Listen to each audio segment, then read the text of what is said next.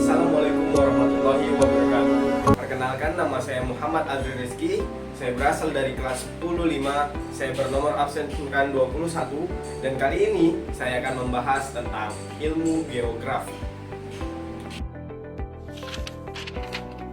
Oke, yang pertama, sebelum kita masuk ke ilmu geografi itu, kita harus pahami apa sih itu geografi. Geografi berasal dari bahasa Yunani, yang dimana geo artinya bumi dan grafi artinya tulisan. Yang apabila kita satukan, itu mengartikan sebuah kalimat, yaitu tulisan tentang bumi. Yang berarti geografi adalah ilmu tentang bumi, atau sering disebut dengan ilmu bumi. Yang dipelajari dari ilmu geografi itu, nah, di ilmu geografi ini ada yang namanya objek studi ilmu geografi yang menjadi sebuah pembelajaran di ilmu geografi ini. Nah, objek studi ilmu geografi ini terbagi menjadi dua, yaitu objek material dan objek formal. Di mana objek material geografi ini adalah fenomena geosfer. Fenomena geosfer itu apa sih? Fenomena yang terjadi pada bumi. Contoh fenomena geosfer itu seperti atmosfer, litosfer, pedosfer, hidrosfer, geosfer, dan antroposfer. Di mana atmosfer adalah tentang lapisan udara, dan yang kedua litosfer. Litosfer adalah tentang lapisan bebatuan, dan yang ketiga adalah pedosfer. Pedosfer adalah lapisan tanah. Lalu biosfer. Biosfer adalah tentang dunia tanaman dan tumbuhan. Lalu yang selanjutnya adalah hidrosfer, yaitu tentang perairan. Dan yang terakhir adalah antroposfer, yaitu kita sebagai manusia. Oke, yang selanjutnya adalah objek formal. Apa sih itu objek formal? Nah, objek formal ini adalah sebuah pendekatan ataupun bisa disebut cara pandang. Nah, kenapa disebut dengan cara pandang?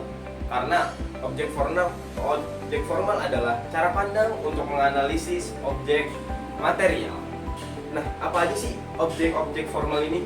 Nah, yaitu yang pertama ada yang pendekatan ke ruangan atau spatial approach. Dan yang kedua ada pendekatan lingkungan, yaitu ecological approach. Dan yang terakhir adalah pendekatan kompleks wilayah, regional complex approach. Oke, kita lanjut lagi, yaitu adalah aspek ilmu geografi. Apa aja sih aspek ilmu geografi ini? Nah, aspek ilmu geografi itu terbagi menjadi dua, aspek fisik dan aspek non-fisik. Di mana aspek fisik itu juga terbagi menjadi tiga, yaitu aspek topologi, yang kedua aspek abiotik, dan yang ketiga aspek biotik. Di mana aspek topologi adalah mempelajari tentang bentuk muka-muka bumi, dan yang kedua adalah aspek abiotik, di mana aspek abiotik ini membahas tentang unsur tanah yang ada di bumi, dan yang terakhir adalah aspek biotik. Aspek biotik itu adalah hewan, tumbuhan, dan juga kita, yaitu manusia. Dan yang kedua yaitu adalah aspek non fisik, di mana aspek non fisik juga terbagi menjadi tiga, yaitu aspek sosial, aspek ekonomi, dan juga aspek budaya dan politik. Kita lanjut lagi, yaitu ke poin pendekatan geografi. Apa aja sih pendekatan geografi itu? Nah, pendekatan geografi ini hampir mirip dengan objek formal, di mana pendekatan geografi terdiri dari 3 poin. Yang pertama adalah pendekatan ke ruangan, yaitu spatial approach. Nah, pendekatan ke ruangan ini menekankan terhadap ruang. Nah, ruang adalah seluruh atau sebagian dari permukaan bumi yang menjadi tempat hidup bagi hewan, tumbuhan, dan juga manusia. Pendekatan ini mendasarkan pada perbedaan lokasi dari sifat-sifat pentingnya seperti perbedaan struktur, pola, dan juga proses. Kita lanjut poin yang kedua, yaitu pendekatan ke lingkungan, yaitu bahasa Inggrisnya adalah ecological approach. Nah, ekologi itu sendiri adalah ilmu yang mempelajari tentang interaksi organisme hidup dengan lingkungannya. Namun, pendekatan ini tidak hanya mendasar terhadap interaksi organisme hidup dengan lingkungannya, tetapi juga pada fenomena yang ada dan juga perilaku manusia. Lalu yang ketiga adalah pendekatan kompleks wilayah. Nah, pendekatan kompleks wilayah atau nama lainnya adalah regional complex approach. Analisis ini mendasarkan pada kombinasi antara keruangan dan juga lingkungan. Nah, analisis ini menekankan pada pengertian areal differentiation atau perbedaan karakteristik tiap-tiap wilayah. Nah, hal ini juga mendorong terhadap perbedaan karakteristik dari setiap tiap wilayah. Oleh karenanya, hal ini mendorong untuk terjadi interaksi antara tiap-tiap wilayah untuk saling membantu antara wilayah-wilayah lainnya.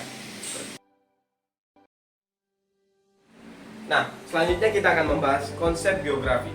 Konsep geografi terbagi menjadi 10.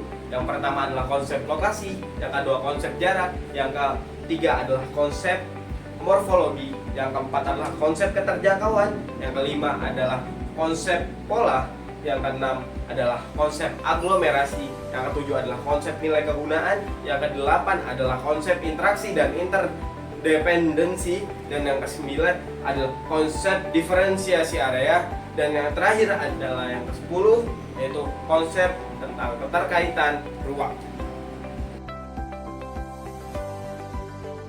Yang selanjutnya adalah prinsip-prinsip geografi. Prinsip-prinsip geografi terbagi menjadi 4, yaitu yang pertama adalah prinsip distribusi atau persebaran, yang kedua prinsip interrelasi atau keterkaitan, yang ketiga adalah prinsip deskripsi atau penggambaran, dan yang terakhir adalah prinsip korologi atau gabungan. Mungkin itu saja, sekian dari saya. Wassalamualaikum warahmatullahi wabarakatuh.